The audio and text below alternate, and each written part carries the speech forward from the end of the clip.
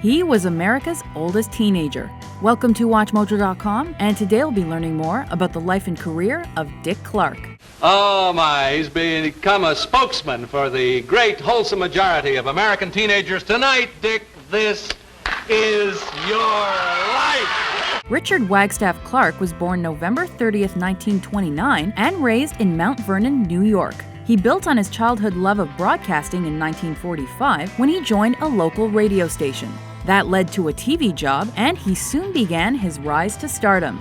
With a business degree from Syracuse University, he moved to Pennsylvania in 1952 and got his big break. Clark became the stand-in host on Bandstand, and by 1956 he was the sole face of the program. Clark's hard work paid off when ABC picked up the show for broadcast to the entire nation. On August 5, 1957, American Bandstand debuted and became the soundtrack of a generation. His name is Jerry Lee Lewis. That's right.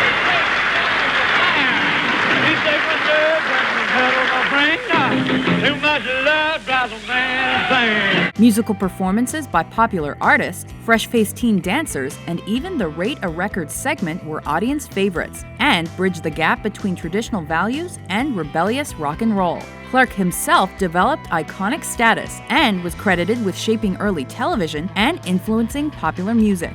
This influence came into question during the 1950s when he was involved in the payola scandal. Clark's shares in various music businesses were seen as a conflict of interest because of his impact on music trends. Before charges of wrongdoing were laid during the U.S. Senate investigation, he sold his shares and continued his thriving career on Bandstand and the short-lived Dick Clark Show. Soon, American Bandstand made history by allowing African-American teenagers to appear alongside white dancers. In 1963, the show went from a weekday to a weekly production, where it remained a Saturday afternoon staple until its end in 1989. Bandstand also moved from Philly to Hollywood, where Clark's TV producing career exploded. In 1972, he became the face of New Year's by producing and hosting Dick Clark's New Year's Rockin' Eve.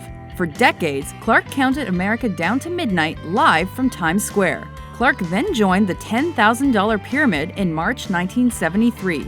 That game show franchise eventually won Clark 3 Emmy Awards for his work as host. 1973 was a busy year. Clark debuted the American Music Awards as a challenger to the Grammys and Soul Unlimited as a competitor to Soul Train, though that effort was short-lived.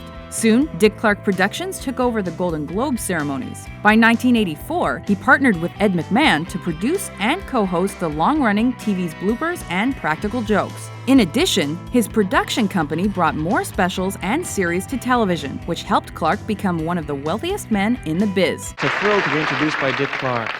Look at him. You're incredible looking. You look just fantastic.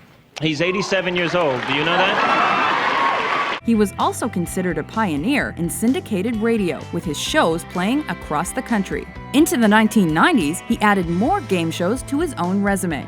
He was inducted into both the Television and the Rock and Roll Halls of Fame in 1993, and the following year, he received a Lifetime Achievement Award from the Daytime Emmys. Clark's accomplishments continued into the new millennium, which he helped kick off from Times Square. In 2001, he tackled co-hosting duties on The Other Half.